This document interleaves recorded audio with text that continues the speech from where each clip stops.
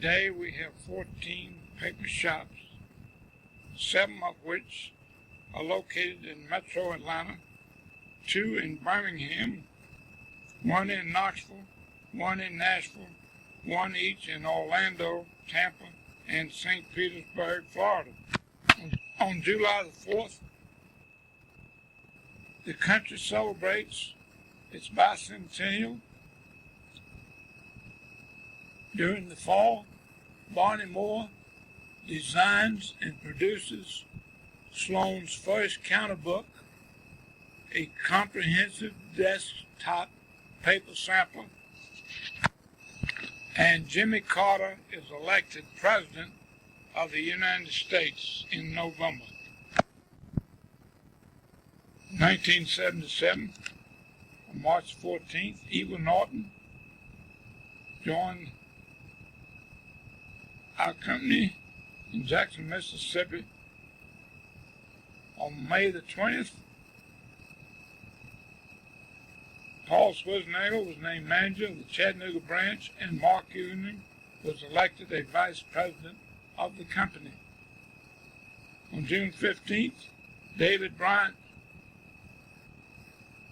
was employed, and on August 3rd, Paul Albertson came aboard.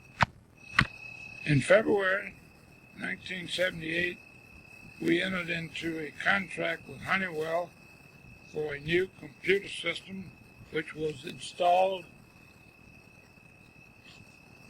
in 1979 and became operational in June of 1979. In May, we started operational in Atlanta, Birmingham, Chattanooga truck, running daily between these 3 branches. On August 18th, Brian Halsey was elected a member of the board of directors. Our sales for the year ending June 30th, 1978 were $24,952,000 with a net profit of $837,000. In May, Mr. L.L. Ferry, retired chairman of the board, died. In October, Mr. R.E. Red Carter, former chairman of the board, died. And in December, Wyndham Edens Mitchum, vice chairman of the board, died suddenly, still active with the company. In 1979, on February 23rd, Paul Swiznagel and Bobby Gresham are elected to the board of directors of the company. James L. Byrd is elected a vice president of the company, and Chuck Walton is elected secretary. On May the 24th, Brian Halsey is elected a vice president.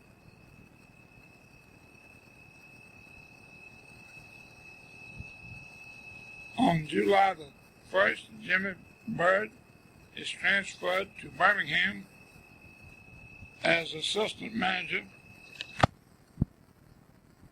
In April, we opened a paper shop in Nashville.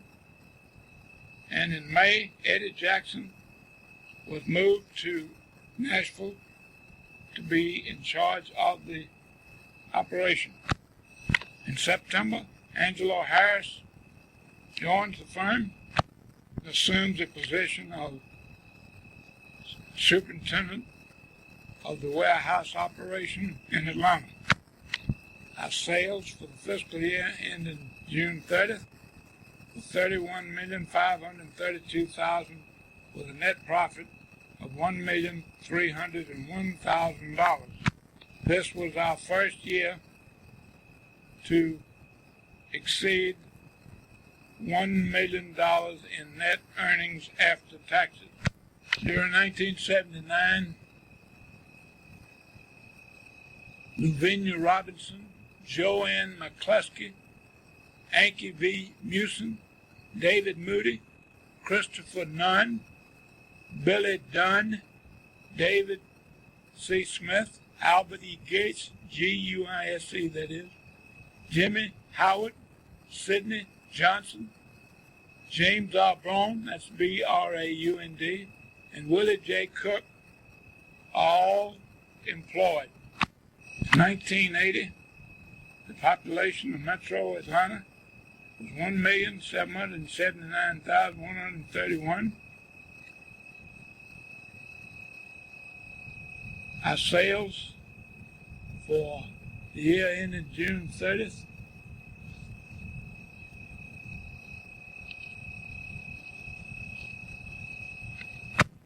were $36,027,000, and our net profit after taxes was $1,472,000. On August 15th, Tom Powell, with a firm of Peterson, Young, Self, and Aslan, is elected to the board of directors of the company. In November, Ronald Reagan is elected President of the United States, and the year closes with the Dow Jones average at 950. On February 20th, 1981, Robert M. Chambers announces his plans for retirement in August. And Thomas J. Donaldson, Jr. is elected Chairman of the Board, Treasurer, and Chief Executive Officer, effective on the date of Chambers' retirement. Also on February 20th, Coley Evans is elected President. Chuck Walton is elected Vice President of Sales, and Barney Moore, Secretary. All of these are effective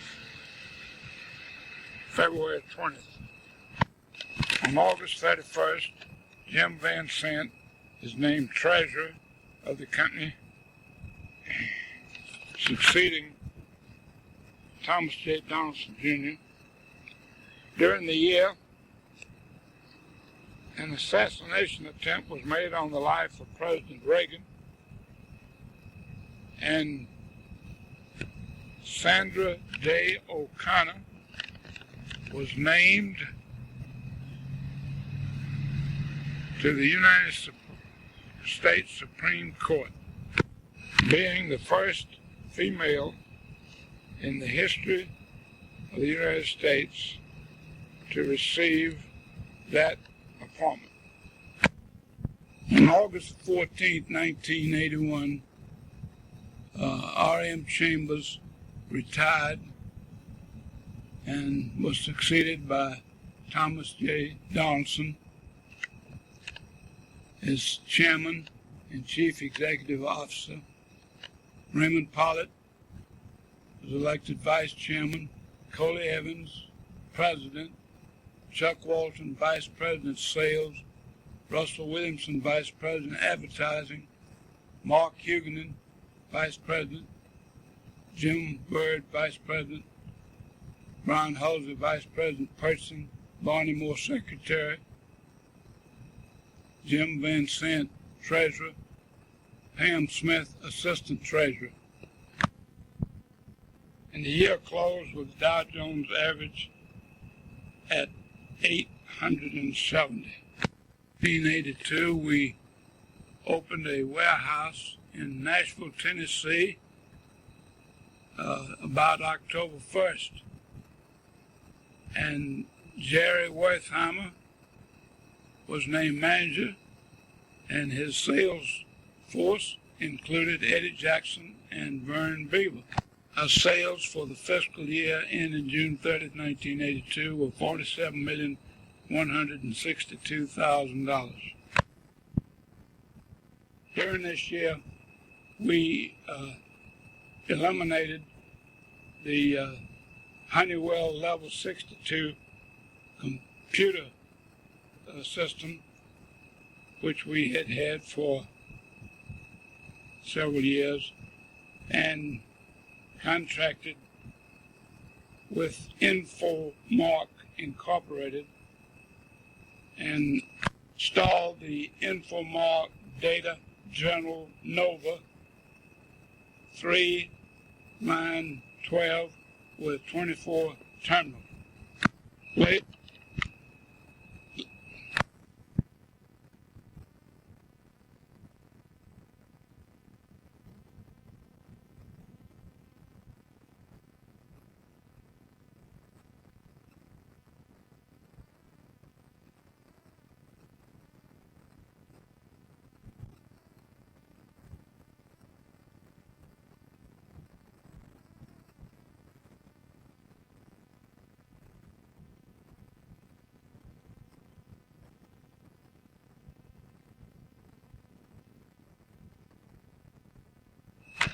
We plan to expand our data processing system later in 1987 in order to include Huntsville, Alabama, followed possibly at the beginning of 1988 with Columbus, Georgia,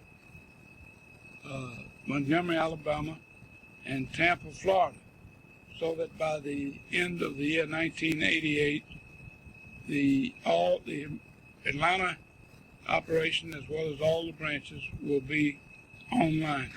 1983, June 30th fiscal year, our sales were $51,211,000. Sally Ride became America's first woman in orbit, and on October 31st, Raymond Pollitt retired. In August, Chuck Walton is elected Executive Vice President. And the year closes with the industrial average at 1,240. In 1984, our sales for the fiscal year ending June 30th was $63,602,000. At the annual stockholders meeting in August, T.J. Donaldson announced his plans to retire at the end of October of 1984. Coley Evans, president, is named Chief Executive Officer to succeed Tom Donaldson on his retirement. In November, Ronald Reagan is re-elected President of the United States, defeating Walter Mondale for President and Geraldine Ferraro for Vice President. In 1984, Gerald Wertheimer is transferred from a Nashville ranch to Florida to begin preparation and lay the groundwork for the establishment of a series of paper shops in the Florida market. And in addition thereto, to develop plans for opening a full-line warehouse. Our first paper shop in Florida was opened on September 1st, 1984 in Orlando. Jerry Wertheimer was succeeded by Eddie Jackson as manager of the Nashville branch. 1985, our sales for the fiscal year ending June 30th was $71,567,000,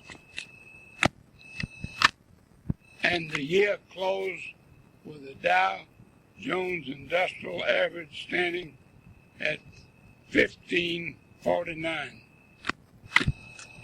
In May 1986, we opened a full-line warehouse in Tampa, Florida, with Harvey Reid as manager. Our sales for the fiscal year ending June 30th, 1986 was $79,008,000, $1,000. At the end of the year 1986, the population of Metro Atlanta was 2,105,000 people, and the year ended with the Dow Jones Industrial Average closing at 1927.31. Might be an interesting statistic to inform you that since 1971, the company's sales have doubled every 5 years, and so has the net profit. 1971, the sales were $10,701,000. The net profit was $325,000.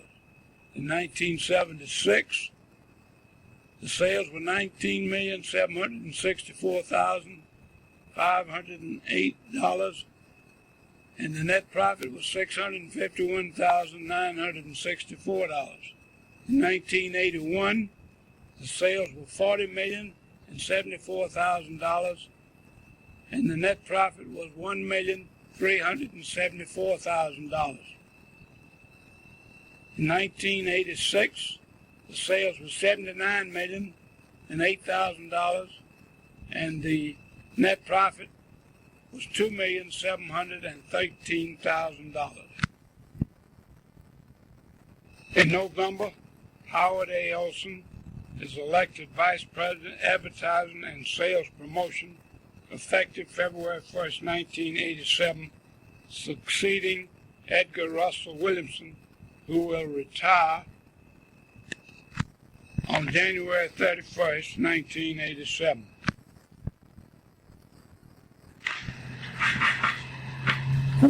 As we approach our 70th anniversary, you can see we have come a long way from our first one with $178,000 in sales to over $90 million in sales the year ending June 30th, 1987. We struggled through the economic panic of 1921-22, the roaring 20s, the worst economic depression in history during the 30s, World War II, the Korean and Vietnam Wars. With less than a dozen employees at the start, today we have 340. And we have branches in 8 cities covering Georgia, Tennessee, Alabama, Mississippi, and Florida. There is a sense of friendly competition between our individual salesmen and between branches, all striving to excel. Everyone is kept involved, assigned responsibilities in addition to their specific jobs to determine their capacity for handling even greater ones. Today we have a profit-sharing retirement plan started in 1957, which is second to none. Our data processing department, headed up by Jay Rogers since July 1979, has been expanded to handle 3 times the sales volume today as in 79, with 4 of our branches and several of our leading mills communicating online. We plan to add our to online by the end of 1988. Angelo Harris assumed the responsibility for operation of the Atlanta warehouse in 1979 when we were operating 2 full shifts per day. Today there are 3 full shifts operating around the clock Monday through Friday. In 1979, we ran 8 trucks in Atlanta. Today, the number is 19, Monday through Friday. 4 of these are tractor trailers, one of which is utilized to transfer stock to our 7 Atlanta paper shops daily. 2 of our trailers are used to deliver inventories to our branches on a daily basis, and the latest time of arrival in the branch would be 9:30 a.m. their time. These 2 tractor trailers are used over the weekends to transfer freight to our Jackson, Mississippi and Tampa, Florida branches, and the Jackson truck goes to International Paper Company in Bastrop, B-A-S-T-R-O-P, Louisiana, for a back haul. We deliver all orders the next day, whether or not to be cut, 98% of the time. There are numerous other innovations which have been initiated by Angelo Harris that have increased our efficiency, improved our service, and made the warehouse operation a true profit center of the company. We have a credit department headed by Mark Constantine, who is so sales-minded that he not only wants to handle every order, but also has the know-how to collect for it. Sloan Paper Company recognized early on the importance and value of sales promotion. Russell Williamson asked to do sales promotion work in Atlanta in the early 60s. He recognized the many opportunities available to Sloan because of its representation on an exclusive basis many of the best paper mills in the United States. These were Beckett Paper Company, Strathmore Paper Company in the text and cover area, and S.D. Warren Company in the coated book area and cover. In later years, the Monadnock Paper Mill also became an important exclusive in the Atlanta area. Armed with an impressive amount of ammunition from these sources, was able to go to the graphic arts community in Atlanta with a very impressive story to tell. The purpose of these visits to the designers, creative directors, production managers, public relations firms, art schools, and art departments of printers was to influence their choice of paper for each and every printing job available. The obvious choice, it was hoped, would be an exclusive grade distributed only by Sloan Atlanta. To aid these creative types, we were able to provide, through Russell, a wide array of materials that made their job easier.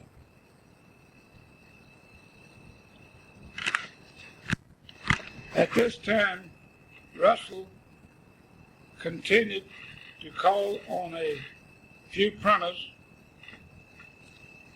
while carrying on his sales promotion work.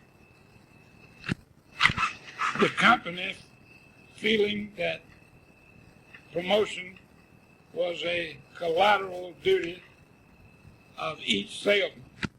Eventually, we expanded our sales promotion efforts to include the company's branches. an additional sales promotion person in Atlanta seemed quite evident. Period. Howard Olson, who had come with the company in 1965, had in the late 60s become an outside salesperson and shown an interest in sales promotion work. He was pursuing a degree in graphic design at Georgia State University at night and could appreciate the needs of the graphic arts community. Howard began to do sales promotion for Sloan in the early 70s and developed a strong following throughout the 70s, while Russell continued to expand his sales promotion effort to the company's branches. Through these years, sales promotion was still a collateral duty for Howard as his sales responsibilities continued to increase and became more important to the company. As his sales responsibilities increased and Russell continued to travel, it became apparent that the company needed more sales promotion representation in Atlanta. After extensive search, Rebecca Pilgrim was recruited in 1980 to be the first ever full-time sales promotion person at Sloan. Rebecca's background included teaching and printing production. She was assigned accounts that Russell and Howard were not calling on, and after 7 years enjoys a strong following and excellent reputation in Atlanta. It might be of some interest to you that in a recent survey, the name Rebecca Pilgrim was the most recognized in sales promotion in Atlanta. In the early 80s, our business continued to be good, and the number of opportunities in sales promotion in Atlanta continued to grow. We began to employ potential salespeople from the graduating seniors of the Printing Management School at Georgia Southern College in Statesboro. One such candidate is Pam Ivy, now a sales promotion salesperson in Atlanta. Her printing management degree enabled her to move right into the Sloan organization starting in October 1981. Pam worked 1 year in the sample department and progressed to the art department, and in January 1984 started her own full-time sales promotion efforts. 1985 was a banner year for specification sales at Sloan, with the addition of 2 graphic art consultants added in Birmingham and the Tennessee area. In Birmingham, our manager recruited Mary Waters. Mary knows and is known by most everybody in the Birmingham, Tuscaloosa area. Her background includes printing sales, graphic design, and teaching graphic design. Since June the 1st, 1985, Mary has developed a visible presence in the Birmingham market and receives rave reviews from visiting mill reps. that work with her. Her printing sales background enables her to be accepted in most every printing company in Birmingham, and some of her former students are now her best customers.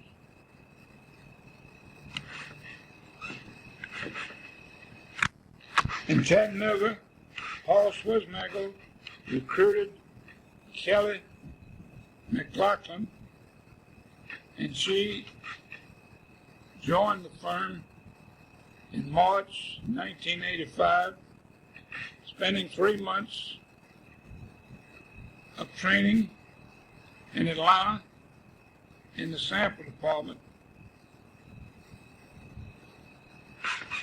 where she worked with Rebecca and Pam, taking care of their specific needs so she could fully understand what specification selling is all about.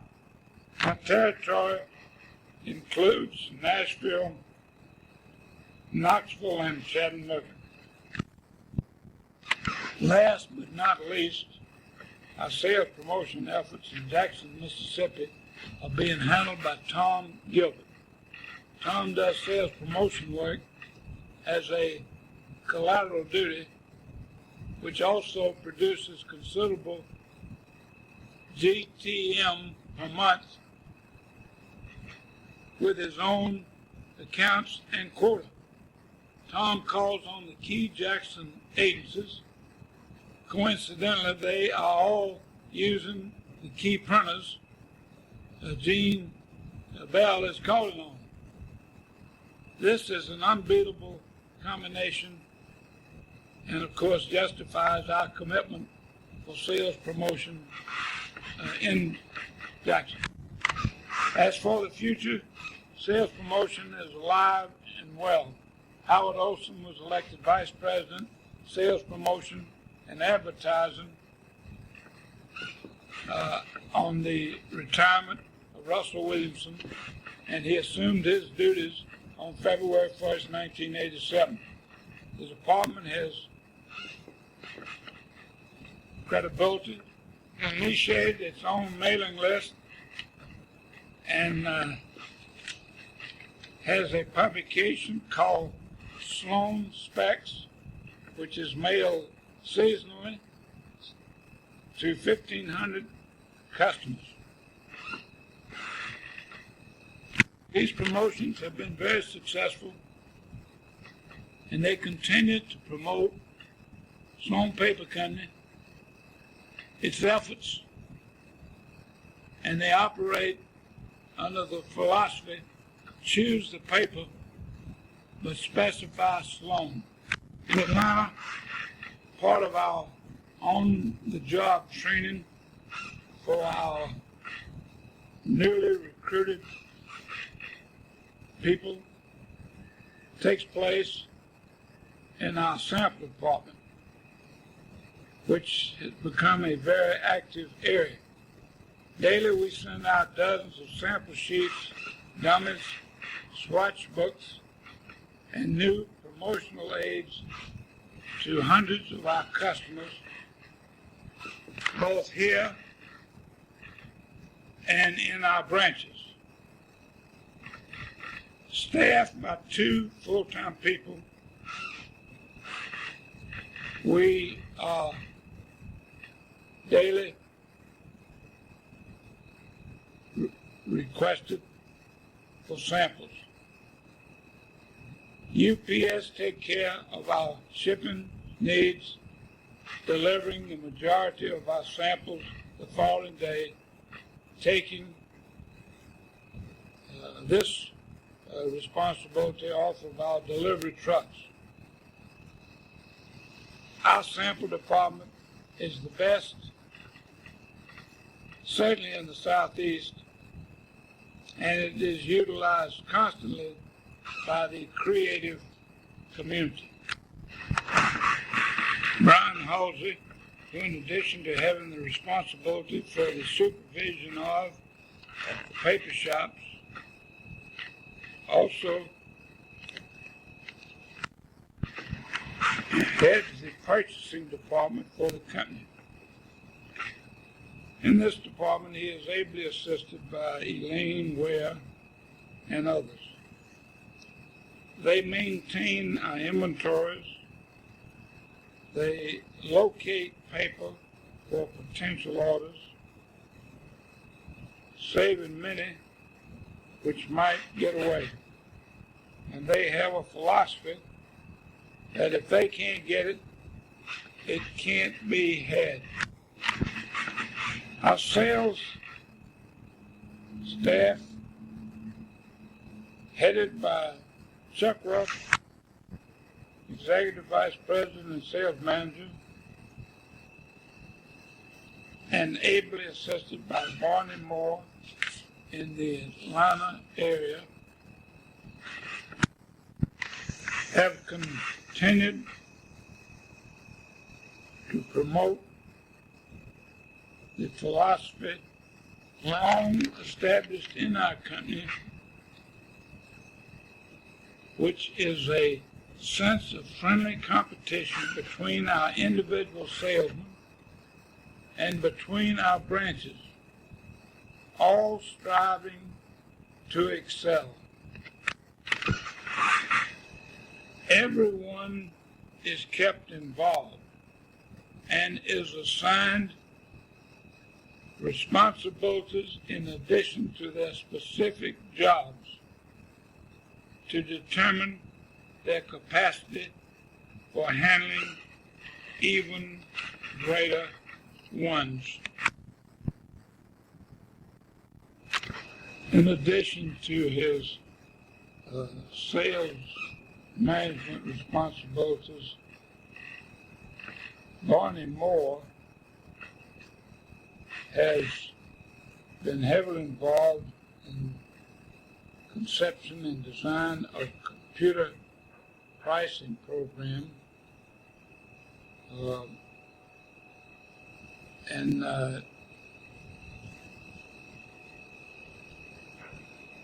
he designed and produced the first Sloan counter book, which is a comprehensive desktop paper sample. Sloan has been a successful operation, and the reason is due to its people, all of whom are dedicated, competent, well-trained, fully brainwashed in the profit motive, and who definitely work together as a team. From the beginning, we have represented diligently the best paper mills in the country, and we have developed a relationship with our customers which has resulted in an unsurpassed loyalty on their part, but which we know to be deserved, it must continue to be earned every day. Our philosophy of teamwork plus professional people, staff in every job, in every department, branch, or operation of the company will surely contribute substantially to our continued success. And the proof that there is an esprit de corps within this organization, it should be of considerable interest to you to know that today there are 8 people who are retired after more than 40 years of service to the company, plus 3 who are deceased. There are 5 persons within the company who have 35 years of service. There are 3 with 30 years or more. There are 7 with 25 years or more. There are 6 with 20 years or more of service, and with 56 having 5 years or more of service with the company.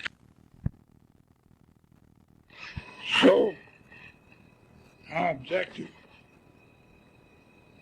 is to continue to be successful.